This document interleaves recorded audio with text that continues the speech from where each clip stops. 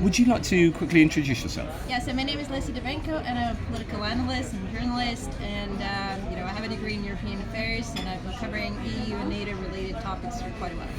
And that obviously would include the war in Ukraine. I'm wondering whether you have any views on whether Poland, as a neighbouring nation of Ukraine, has been a strong supporter of Ukraine since the beginning of the war. But over time, as with many countries, there is the effect of Russian disinformation on how people think. Have you noticed anything changing in Poland as a neighbouring country at all? I don't think it has changed that much. I think that obviously the original kind of, I wouldn't call it euphoria, but the original help may not be there, but it's also because they donated a lot. They did a lot. They, like most of Ukrainians, they live here and Germany, but Poland is a little bit more affiliated in a way, and they just ran out of steam a little bit because they donated everything they could. And I talked to a lot of Poles, and they helped in so many ways, and they also got a little bit frustrated that Ukraine at some point was like, oh yeah, but we want to be closer with Germany. That really did not go down well. Oh really? Yeah. So that relationship between Poland and Germany, Ukraine possibly acted as a wedge between them? Not 100%, but there was a sentiment that why are you aligning yourself with Germany that is hesitating to do things for you, and we donated a lot, we helped you out, and you're a little bit ungrateful, so to speak.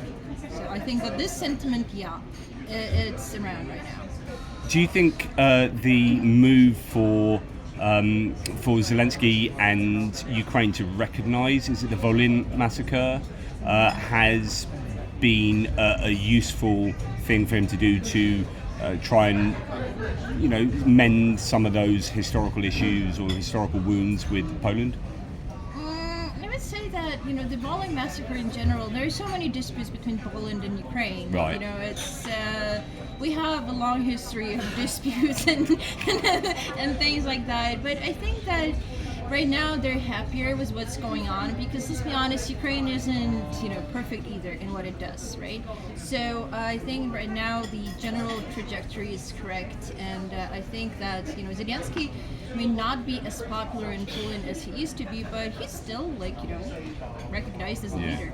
Yeah, and I guess finally for this sort of short video, and this may be a very long answer, but what's your general sense of how things are going in terms of the war from your own point of view? What are you most? I guess the easiest way to do this quickly is, what are you most worried about, and what are you most hopeful about? What I'm most hopeful about is that there must be a solution. It cannot be the way it is, right? So there has to be a solution of some sort. We can't fight for 10 years or 20 years. It's impossible. Ukraine does not have that many people, and it does not have that many resources, and no help is indefinite, right? So there must be a solution of some sort. So either there is a peace deal of some sort, and I hope that it will be on good terms, or they just supply us with weapons and we just finish the job. So that's actually, I think, it's rather succinct answer because I really hope that something changes this year, because the way it was in 2023 and 2024 is completely unsustainable for Ukraine. So that's that. Yeah. So, but whether that will happen is obviously another thing. So that's what you'd hope to happen. What are you most worried about at the moment? What I'm worried about is that the possible peace deal won't be very satisfactory to Ukraine. But then again, what is not satisfactory? In terms of territory, I don't want to be territory isn't the most important thing for Ukraine, right? So if that's the only thing we lose, then so be it. But if there's something in return for that, if we lose territory but we gain some kind of membership or some kind of really robust security guarantees, not the Budapest Memorandum, we're not talking about that. I don't need a piece of paper. I can sign a piece of paper for you right here, with security guarantees. It will be the same effect as the one signed by somebody else. What I'm trying to say is that, if we get a good peace deal, I'm happy. If we get a bad peace deal, then I'm not happy. But I don't think that we'll get any peace deal because Putin's objectives and goals are incompatible with the Western world in general. So you're not actually that confident that a peace deal will be easy to come by at all, that we'll get one anytime soon?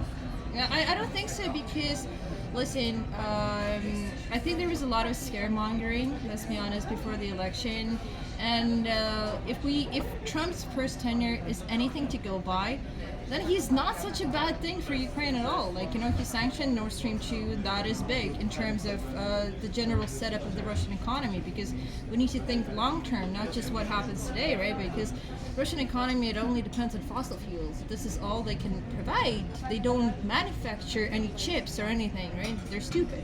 So they can't do that. And if you rely on fossil fuels and that's your economic model, and if you cut that off, I think I'll be very happy. Excellent. Yeah. Well, thank you for being so succinct on such a massive topic, and No hopefully worries. we can talk at some point in the future. Okay.